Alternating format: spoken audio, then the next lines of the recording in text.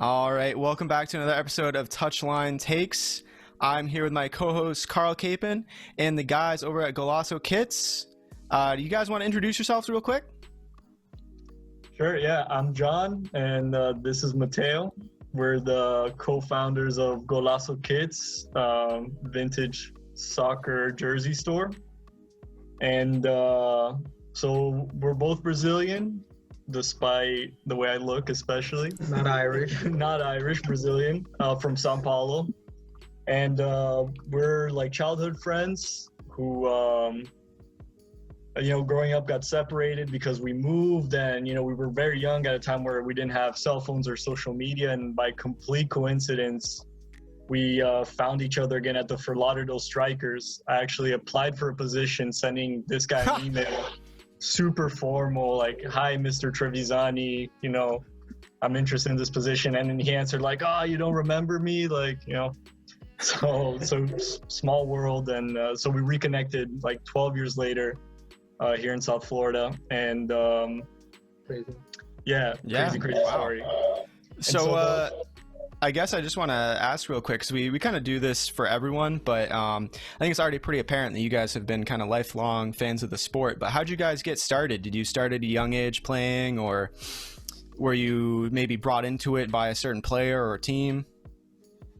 I started, first of all, guys, thank you so much for having us. Yeah. It's a pleasure. It's a pleasure to be here and, to support your product, and thank you for giving us the opportunity to tell our story as well. We're super excited. You guys are clients as well, so we're very, very thankful for your support throughout this time. I mean, as Brazilians, you're kind of born into it, right? It's very different than here in the US.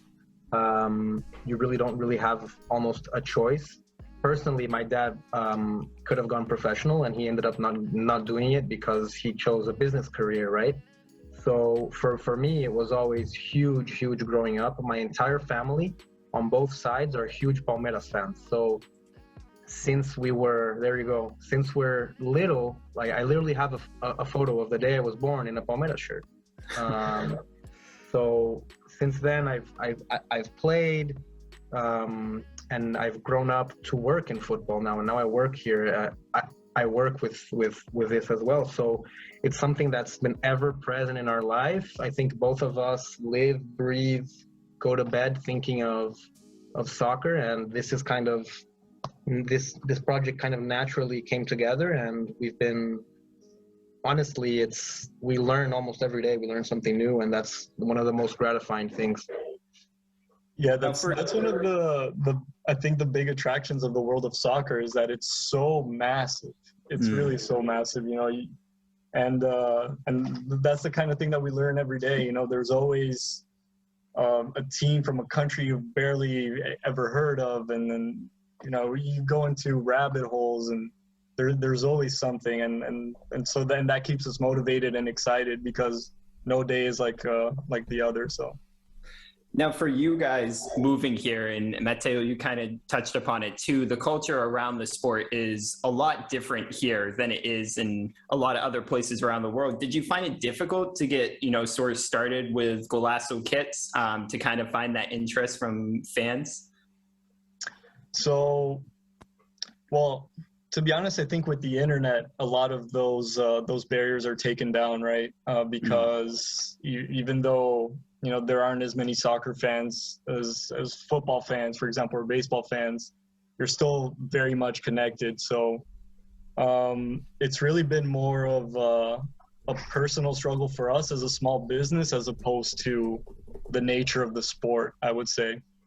I'd say the opposite. I mean, we've been absolutely super surprised by how much people like look for these things, and the thirst of people. And then, Carl, to go on your question, is where we've been able to find our niche is exactly in those countries where football is huge and is beautiful, and then people that are like us that live here, and they want to have that feeling back again, so a lot of our audience and where we've had a lot of success is with Mexican fans, Salvadoran, Hondurans, Guatemalans, Brazilians. Brazilians don't really buy, like, we don't really sell almost anything of Brazilian clubs, which is surprising.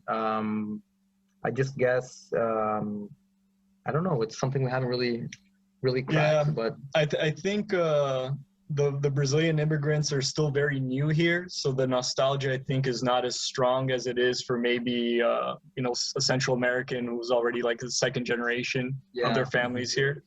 The Brazilian movement is a little newer.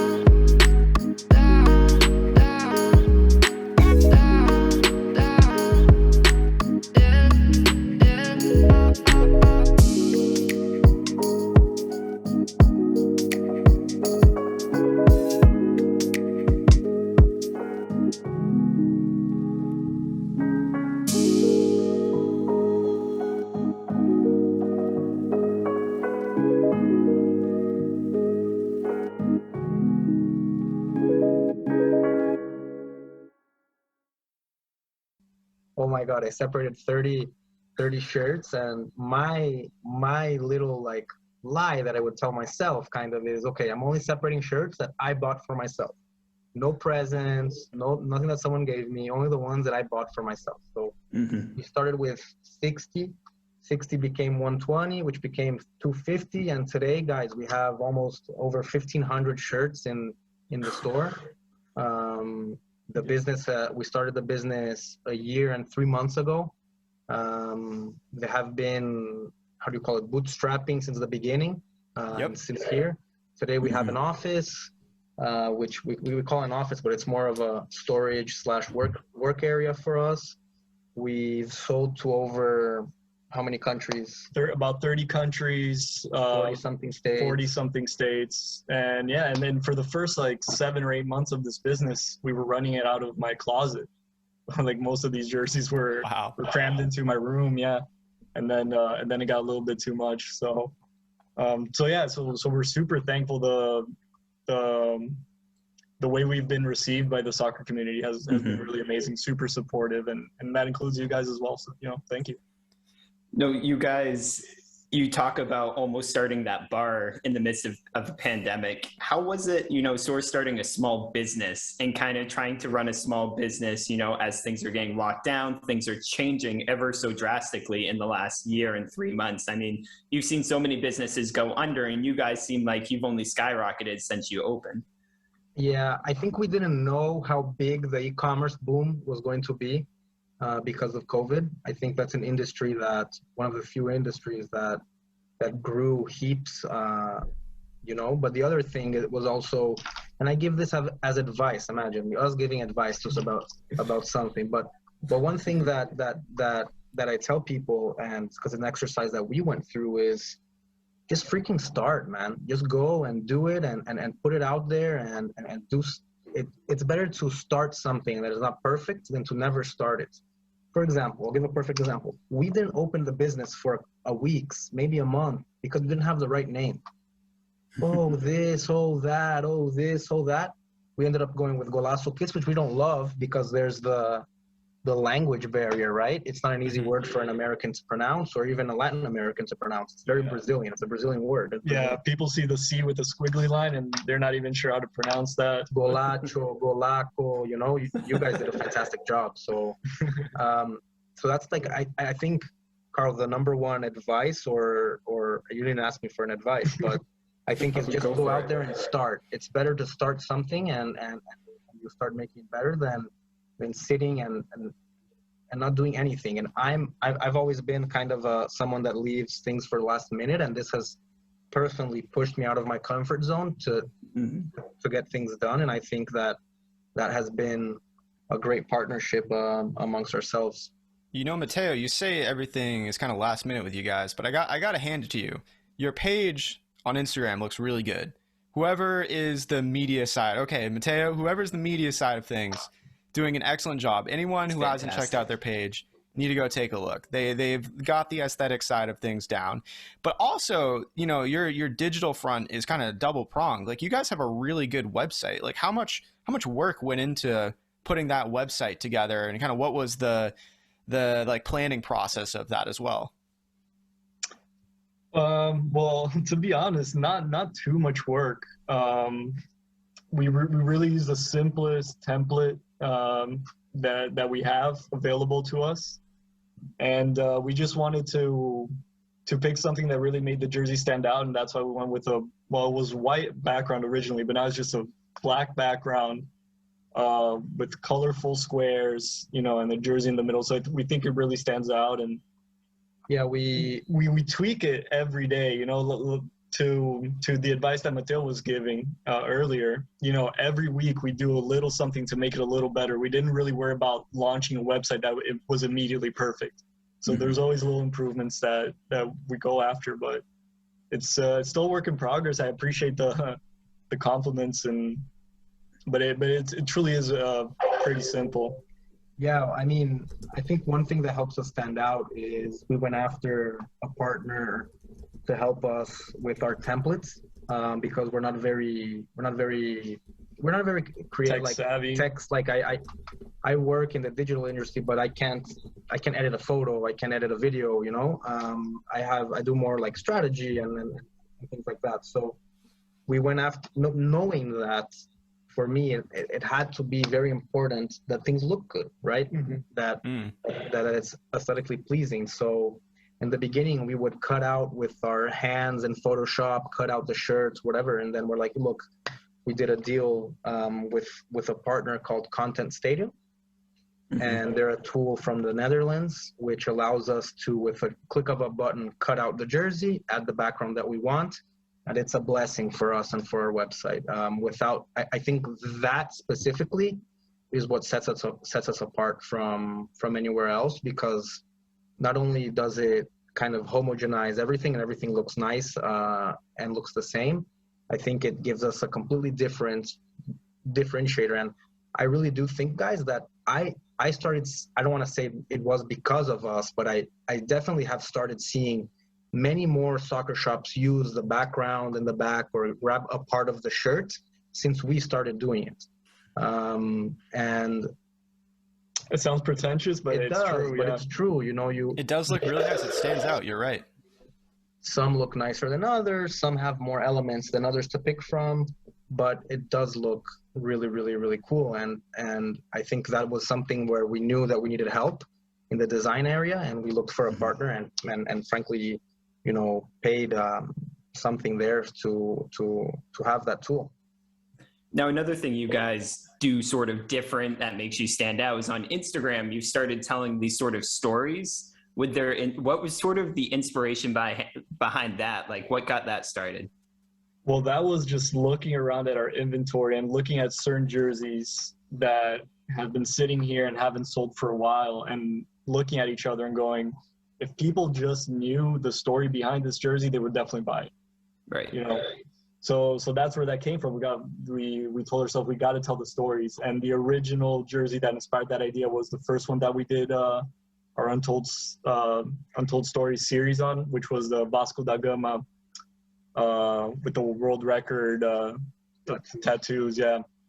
Mm-hmm. So, and then that has the number 10 on the back, which was used by Felipe Coutinho. And that was one that we looked at. We're like, people need to know this story. So that's what inspired us. And we decided to do a whole series because now we have all these stories around us to tell. So we're trying to get two done every month. We're trying to focus on Latin and South America, which is where some of the best stories you've never heard of are. And we put it on ourselves to tell those stories, and we hope to do a good job with that. Just both of us, we have an insatiable thirst to tell stories or to talk about soccer with anyone else, just because we're so passionate about it, right? We live, breathe, and go to sleep with this stuff. So there's a lot of stories where we have to sit back a little bit and say, hey, are we too much of a soccer fan to appreciate this? Do you think someone out of nowhere will, not out of nowhere, but someone that's not as into it will appreciate it? And that's kind of where we've are we too nerdy with this is basically the problem. For example, you have that NASL scarf behind you. We're huge old NASL fans, but do people really want to hear about the Jacksonville Armada? Maybe not, you know? Yeah. So we've been playing around with that and trying to figure out what people want to hear and what they don't want to hear. I think we're starting to get a better idea. But either way, I think at the end of the day, we just want to talk about what we want to talk about. I don't think we're too worried about the results as much as if we think the story is worth telling. Everything right now we say is just anything that adds and helps with awareness, we're happy with, you know? And we feel like these stories with Judah Negron, which has been phenomenal with us. I was going to point that out. He's been, you guys have collaborated with him quite a few times now, right? Yes. We have a kind of a monthly deal that we do together, and he over delivers amazing. I'm sure 10 years from now you're going to be talking about one of the top football creators in the US, just because he's really, really good. And I think that also, especially with him, this is not his podcast, but I think we can give him a little credit for a second here. It just goes to show you can find talent and also interest in soccer everywhere, because he's what, in South Dakota? North Dakota, yeah, and he's wow.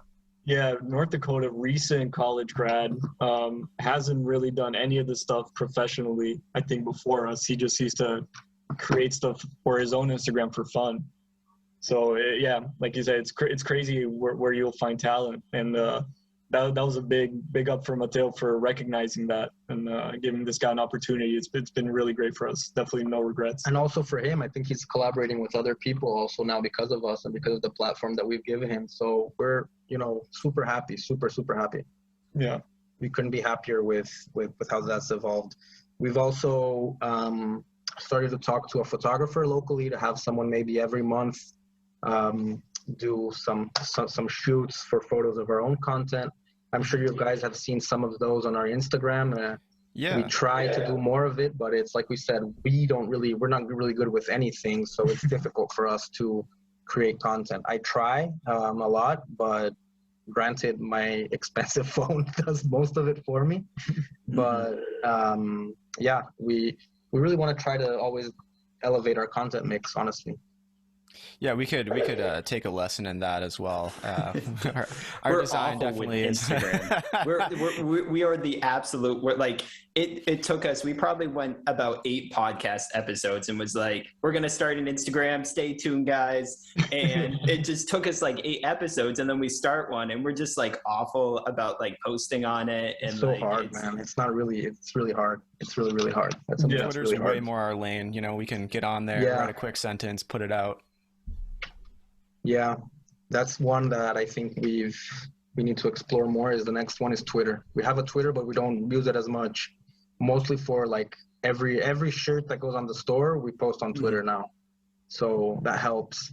We have a big problem here. You know, you talk about content-wise, is we have so many shirts that we don't show, right? So when we do show them, people buy them because they don't even know they're there, right? right. That's why we try to do these. If you look at our stories today, we do like a show and tell every couple of weeks, every month, so people can ask questions and we can show kind of the coolest stuff that we have or things that they ask. Or, you know, today someone, and John loves this, like someone asked for a shirt on Malaysia or from Brunei. And then there's one that asked, hey, do you have anything from Lebanon or anything from Indonesia? And we heartbreakingly say no, because how could we not have something from Lebanon, right? But does that then push you to go, hey, maybe we should find something from there? Oh man, trust me, there's nothing that's too obscure for us. You know, if we find something for a price that we think we can flip, we'll take it. Doesn't matter. For sure. It doesn't matter where it's from, what division it's in. As long as it's in a good condition, if it's authentic, for a good price, we'll take it. You know, that's the soccer we love. You know, not to say that we don't follow the big European leagues or anything like that. We obviously do, but there is a side to Golaço Kits which is against modern football. And you know, we both worked in the NASL and the USL, and we have an appreciation for those minor leagues, and we know how much those teams mean to those local fans, and that's something that shouldn't be forgotten or ignored. So. Yeah, we also are like huge Copa Libertadores fans, so like that type of, yes. you know, like that type of The atmosphere. atmosphere. I'll take that every single day of the week on top of a Champions League final, you know, or a I Euro think Carlo Cup. would definitely agree with you. Oh, 100%. I'm actually, it's funny because back when we like started this pod like last summer or something, I think the Copa Libertadores was just getting like started again, like after like the COVID postponed it. And I kept telling Cameron, I'm like, go on BN Sports, you get a subscription, you can watch all the games. Yeah. And I think that's one of the coolest things right now too. I mean, maybe you guys can talk on this a little bit being from Brazil, but like Paramount TV right now has the Brasileiro, the Brazilian league. And so like I find it, my sort of a backstory, my wife's Brazilian. So, you know, we would stream like legally, of course, we would stream Globo to watch like a lot of like, you know, if there's a big Flamengo match or anything like that. But now like the accessibility to watch soccer, especially from South America, it just seems to be so great right now. Yeah, it's unbelievable. Like as soccer fans, I would literally spend thousands of dollars a year if you have given me one solution to watch my team perfectly every game, you know?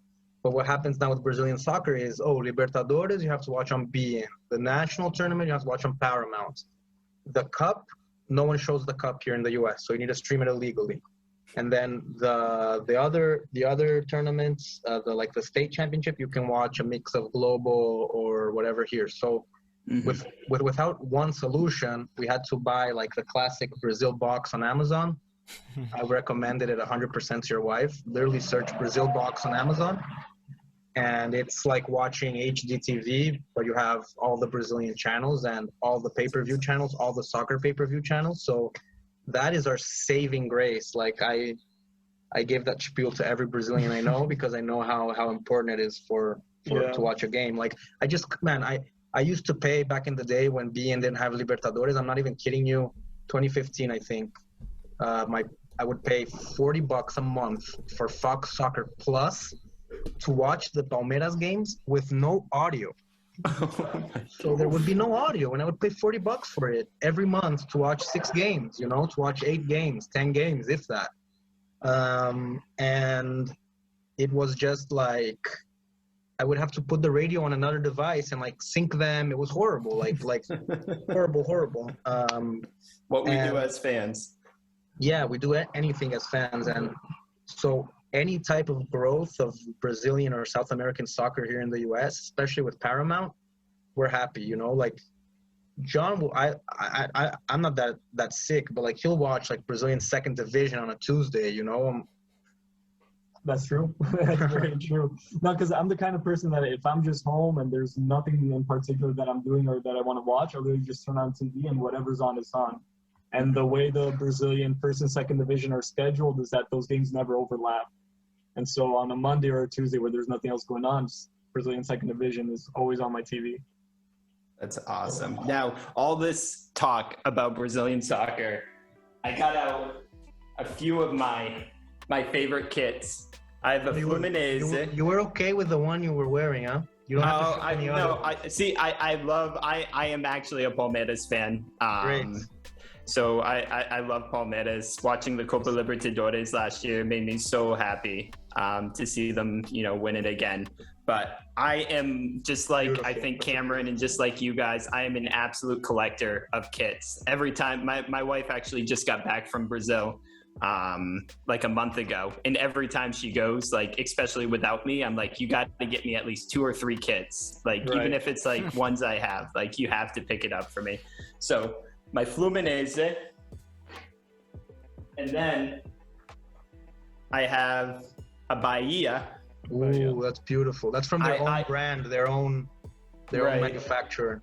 This is probably one of my favorite ones because like every time like I'm wearing it or someone who like knows it's a football kit, but they're like, oh, what like club is that? And I'm like, it's Bahia.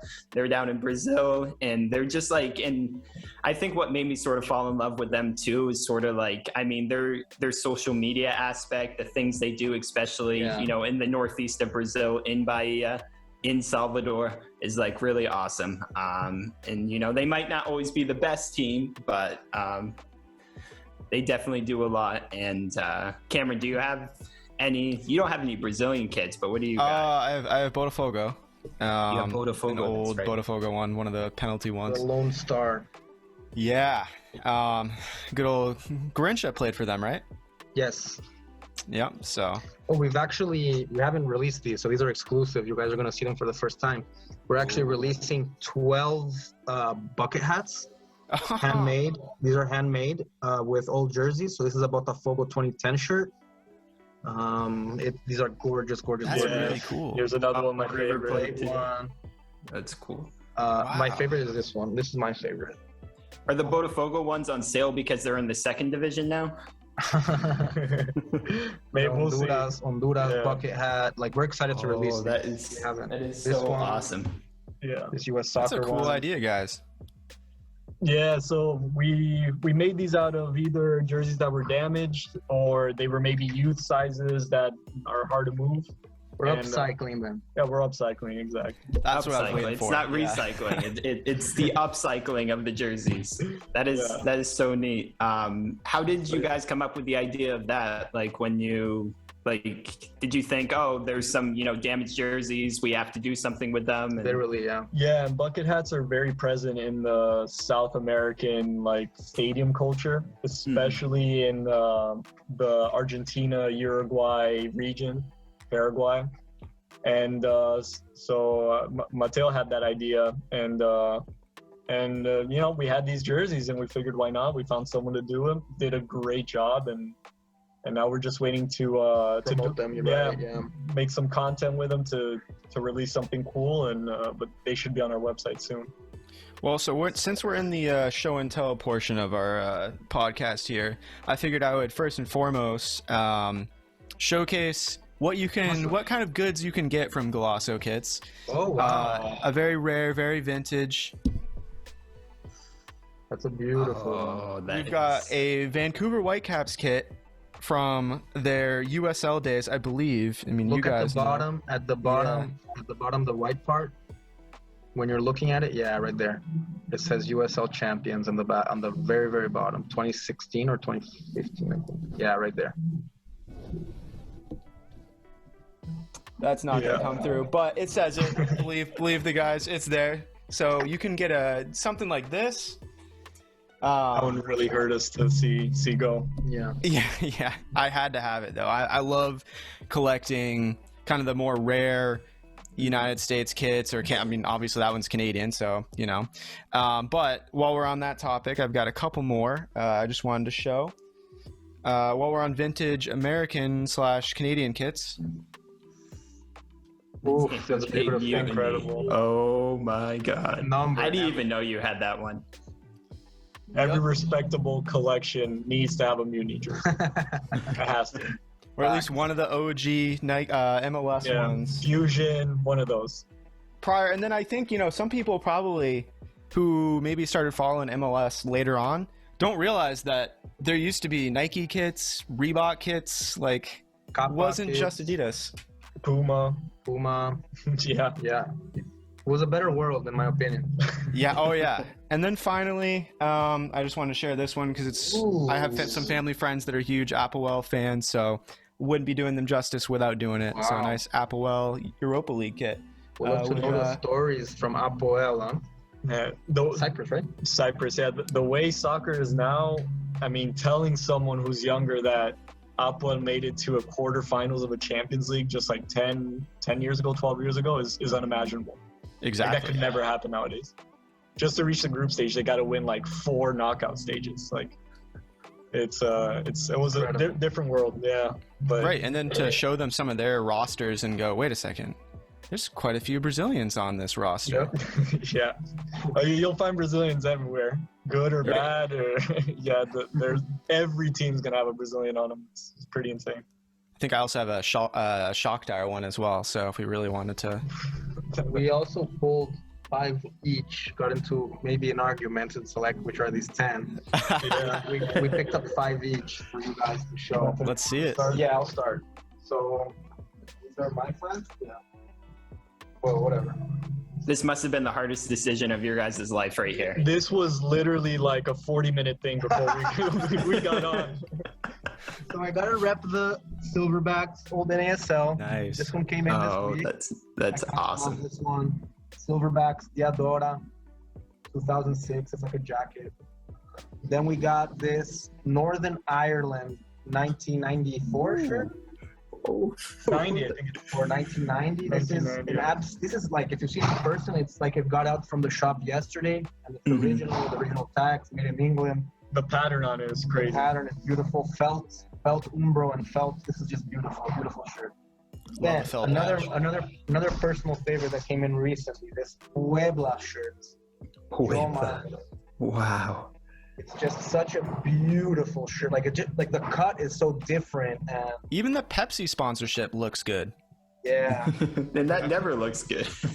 it just looks so classy. Like how the collar comes in and stuff. Then there's another. Like I even getting goosebumps just to show you this one, but this Ajax. Oh wow. 1989. 1989 Ajax. Look at like the Umbro details in that. It's absolutely gorgeous. Like look at all the sleeve, has all the Umbro. I love this. I don't know how And that's this like hasn't in sold. style today. I Yeah. have no idea how this hasn't sold. We're one of 2 stores I think in the world that has this. And then this one, this is perfect for this occasion.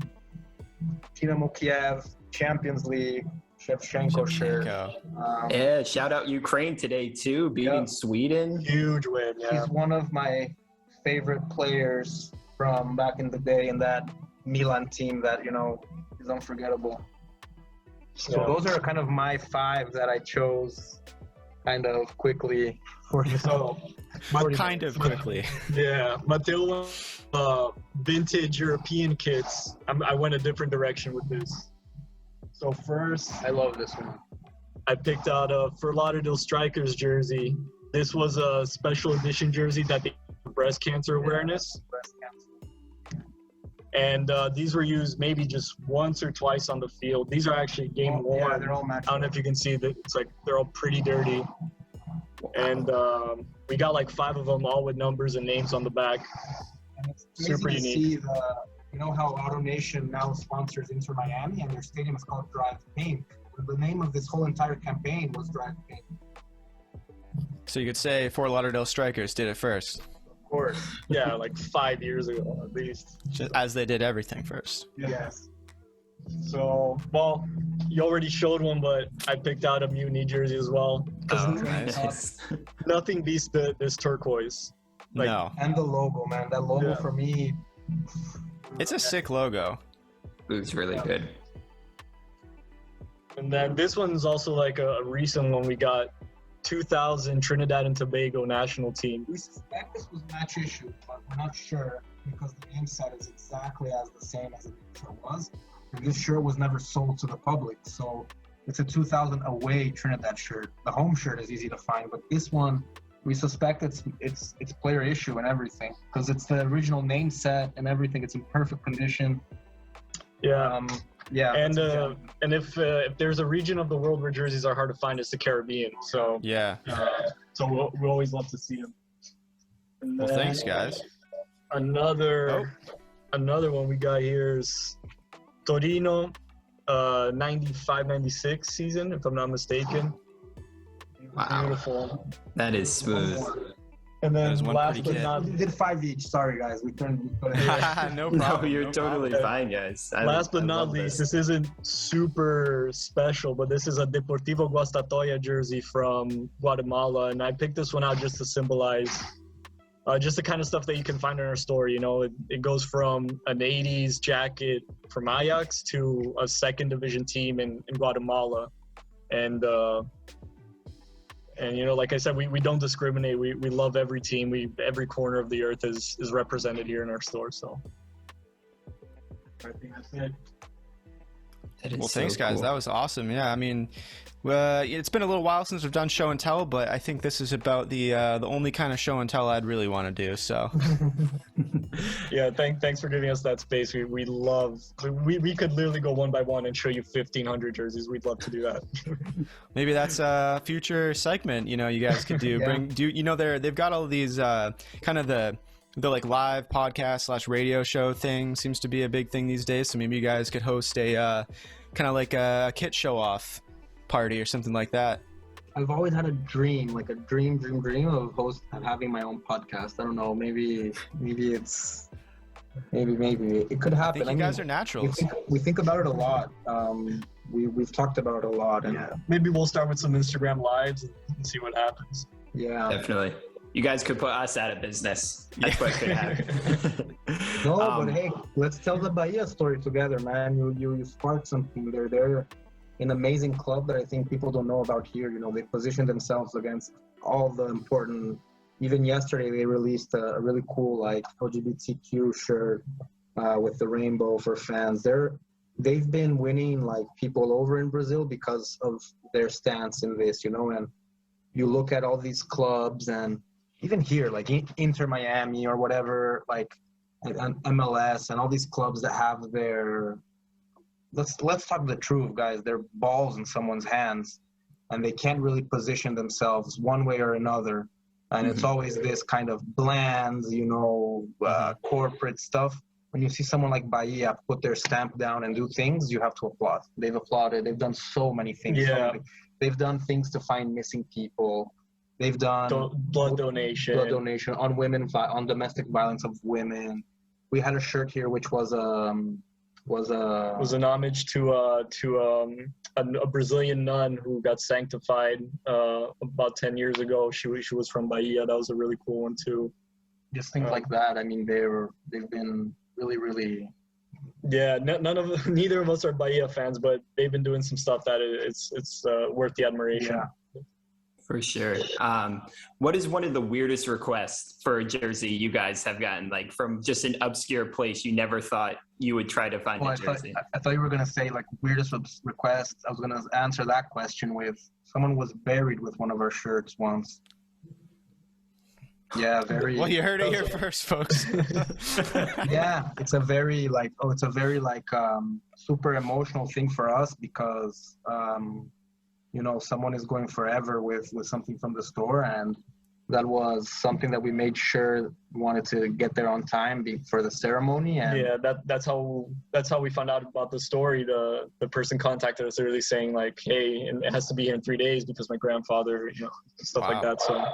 So that was kind of an odd one, but it's super like sentimental and emotional, and Right. it means a lot to us. So It shows that the you're weirdest definitely, request. I mean, just today we had someone ask us for a Brunei jersey, which incredibly we had one. We have a jersey from a club from Brunei. So I guess But while that we're was- on that, do you ever forget that you have certain things and then all of a sudden you come across it? yes, all the time. all the time. Even sometimes it even sells. I'm like, oh shoot, I thought I didn't have this anymore. I mean, guys, imagine like we scaled this from literally 50 shirts in John's closet to almost 1,600 shirts. So we sometimes, Yeah, and that's like at this moment, but Yeah. if you include the ones that we've sold, Yeah, true. we've had in our hands like closer to 3,000 or so. So yeah, we forget all the time. We always got to be double checking. Yeah. I think another kind of weird or funny thing was this guy it happened this week too. This guy sent some shorts to his house and he said, oh, I was just divorced, so if you send it to my house, my wife is not giving it to me. There's nothing you can do there, when things like that happen. But another neat thing that I always say this, and I think you guys will probably appreciate this as well, but we're very romantic about it. But I love when, let's say, a Bayern shirt sells to Munich, or a Benfica shirt goes to Lisboa, or a Bilbao. We had a Bilbao shirt that went to Bilbao. To have something that we were able to get, and it's here in Miami, and send it back home, for me, that means the world, because that's why, at least I gave my excuse to start this business was I started feeling a sense of remorse and guilt of having these beautiful shirts in my collection underneath my bed, So that's kind of what sparked this project, or at least when everything clicked for me. And I asked John if he wanted to do something. I was showing someone this beautiful Juventus jersey. He was showing me his, and I'm like, oh, hey, give me a second. I want to show you mine. I showed you his, and it was this jersey that my dad, a friend of his, brought from Italy back in the 80s. And it's absolutely pristine condition. It's sitting in my closet. And I'm starting to think, like, guys, why do I have this? Why is this in my closet? Yeah. I don't care about Juventus. I don't care about, And I started having this sense of why don't I give it to someone that will value it more? And till this day, if we don't have something in the store, but one of us has it in our personal collection, if we feel like it's important enough to that person, we'll go in there, dig it out, and sell it to this person for a very reasonable price, because I feel like he'll value it more than I do, right? And even though every single shirt in my collection, and this happens to everyone that has a soccer collection, this is why we love this business, is every single shirt has a story, Every single shirt in my collection, I know who gave it to me, when, why, was it for a special occasion, or every single shirt in my collection. So when you're able to sell a shirt to someone, you're kind of giving your piece of your story to someone else. And at least I live in peace that person will appreciate what he has, and it's going to a good home, No, that's awesome. And I think, that's recently I decided I wanted to start some sort of Instagram page. I haven't made it very far. As we've mentioned, we're not very good at Instagram. Just to kind of like share my kits in some way, just to maybe like get a conversation going, or maybe somebody else will be like, oh, wow, I didn't think anyone else had this jersey. So far I've only posted a Kyoto Sanga jersey from I think they're in the J League 2 now. But I wanted to ask, now that I'm going to knock on wood here, but now that we're getting closer to being out of COVID, do you guys have any plans to maybe do like a pop-up shop or any sort of events or things like that, or other just grand plans that you're, kind of thinking about doing here? Absolutely. That's something that at this point we talk about every day in some way, shape, or form. Whether it's kind of changing the business as a whole to something that you can walk into, or maybe just doing like a pop-up shop once a month. Go somewhere, go to an event, set up shop. We got a call today from a brewery. Yeah, we got a call today from a brewery to see if we wanted to set up during some of these Copa America games.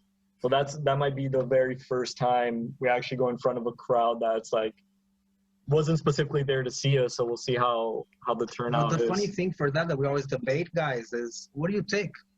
Right. What do you take? Yeah, okay. If there's a game on the TV, you'll take from that country or from those countries. But besides that, I mean, I don't know if the guy that's gonna walk up, if he's looking for a Barcelona or a Switzerland shirt, like odds are that these two shirts are not gonna be taken in the same batch, right? So I don't know. It's something we've never done. Yeah. We're super curious to test. Yes. Like we could go somewhere and stay in the sun and lose 5 hours of our day, or we could go in there and there's huge excitement. But I don't think anything will hurt us at this point. No, there's going to be a lot of trial and error. But again, to Mateo's advice in the beginning of this podcast, we just got to go out there and do it and tweak it as we go and figure it out. But we're definitely thinking about, because people can actually come to this office. We're doing it appointment only, like one group at a time, stuff like that, because we are kind of like hidden within our building. It's not something that if you're walking down the street, you'll see us. And whenever people come in here, they go crazy, because seeing these jerseys in front of you is completely different than seeing them on a screen. And so that's really what sparked the idea of like, man, if we had these jerseys in front of a large group of people, we would do so well. So yeah, I wish I could film everybody's reaction when they walk in here. The first couple steps. Yeah. You got to fly Judah down. Yep. Exactly. Yep. Especially today, like two guys came in today, and when they opened the door, their eyes went like this big, and we definitely don't expect that this is here. So that's something that we want to push more in-person visits, more things in the community, and get our word out more here in Miami so people can come in person. And then maybe that can just justify us going to a bigger space so we can kind of accommodate these visitors. So it's been a heck of a ride. Like if you told me a year and 3 months ago in April 2020 that we started this, I would tell you that you're crazy to think that we got the business to this point. Every week we break a sales record of the following week. It's just been yeah, and we're just super thankful. We're thankful because we could have easily put all these jerseys up and told these stories and no one could have cared. But people care, and people appreciate what we do, and so we're extremely thankful. I think people see that we're in it for real, and we're not in it like it's not a fanatics, doing this. It's two guys that are grinding out and trying to put out different type of content and different type of shirts and do something different for the soccer community here. And no, honestly, like we've no one head above heels. Like no one sells Deportivo Guastatoya's jerseys if they're in it for the money. So yeah. Best believer here for the stories. And I would say that, and you guys might know better than us, is I don't think anyone is doing this for real in the U.S. No, I don't think anyone in the U.S. has 1,500 shirts, different shirts in a storage, So that's another thing that we do not take for granted every single day, and we grind towards that because we know that if tomorrow classic football shirts comes in our backyard, we're done, right? So we also need to explore different avenues of revenue, see how we can diversify our products like bucket hats, and maybe tomorrow we start doing customizations, or I don't know. We've been kind of growing. I think that's the nature of every business, right? You kind of pivot as needed. For sure. And guys, we are so thankful for, joining us for this. Muito obrigado to you, John and Mateo. Guys, listeners, if you haven't checked out Golaço Kits, either the website, GolaçoKits.com, or on their Instagram, we highly, highly, highly recommend it. They're doing something really special, you know, not just down there in Miami, but worldwide too. I mean, you guys talked about how, you know, you're spreading your wings far. And I think the most amazing thing, you know, talking to you guys and hearing the stories is how sort of personable you make these jerseys. You know, there's a story behind it. You know, you love what you do. And I think that just makes the business even better. Is there anything else, you know, you guys want to add? Best ways to contact you? Yeah, just one thing we like to talk about because, well, I think honestly, mostly because we have so much fun. It's a product that we have fun delivering. Literally, that's why. I'm sorry. Like, that's the secret. But right now on our website, we have, if you'll go on our tabs at the bottom, you'll see a surprise kit option. And so that's kind of the thing where you order one jersey or there's a 3-pack or a 5-pack, and it's just a surprise. You don't know what you're going to get. All you select is your size. And then we just have fun selecting, you know, what we think is going to be the best jersey, because, you know, it is overwhelming sometimes. You go on our website, 1,500 different jerseys, you're not sure what to buy. So, you know, let us do the work for you. We'll pick something good, promise. A great gift. Absolutely. Yeah. Absolutely. Yeah. And we have fun doing it. Like, we have fun, and we like, honestly, we probably do bad for the business because we over deliver on all of them. Yeah. You get a lot of value, but we're just happy to be able to get something. If you took you guys 40 minutes to pick out 5 jerseys to show, I can't imagine, you know, if you're only picking 1 or picking 3, like, should we get rid of this? It's the best 2 hours of our day. I'll tell you that. For sure. Awesome. But thank you guys so much again. You know, we were more than happy to have you again on this podcast sometime down the road. We're definitely going to be following all the amazing things you do. I know Cameron's already bought a couple things from you guys. I've had the website up all this whole conversation, just looking through, you know, at all your kits. I'm definitely interested as well. So, you got a new customer in me, and hopefully our listeners, you know, you'll get a bunch of new customers as well, because what you're doing is really awesome. Friends first, then customer second, Carl.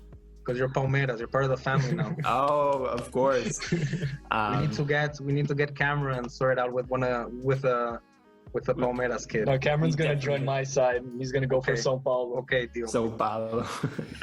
Or at least you're not Corinthians. Okay. Exactly. No, none of that. This business would have failed long ago.